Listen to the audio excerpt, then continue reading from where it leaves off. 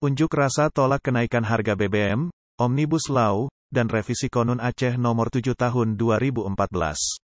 Kepala Dinas Tenaga Kerja dan Mobilitas Penduduk Aceh, Akmil Hussein, SE, MSI, didampingi Sekretaris Dinas, Irfansyah Siregar, SEAK, MSI dan Kepala Bidang Hubungan Industrial dan Jaminan Sosial Tenaga Kerja, HIJSK, Erwin Reza, ST, MSI dan pihak keamanan.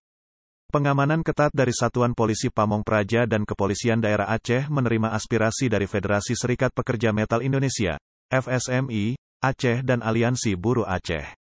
Unjuk rasa kali ini menyampaikan pernyataan sikap terkait penolakan kenaikan harga BBM, Omnibus Law dan meminta agar merevisi Konun Aceh Nomor 7 Tahun 2014 tentang ketenagakerjaan.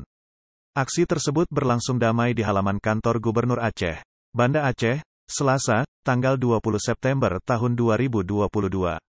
Bobby melaporkan untuk redaksi Kabar Naker Trans.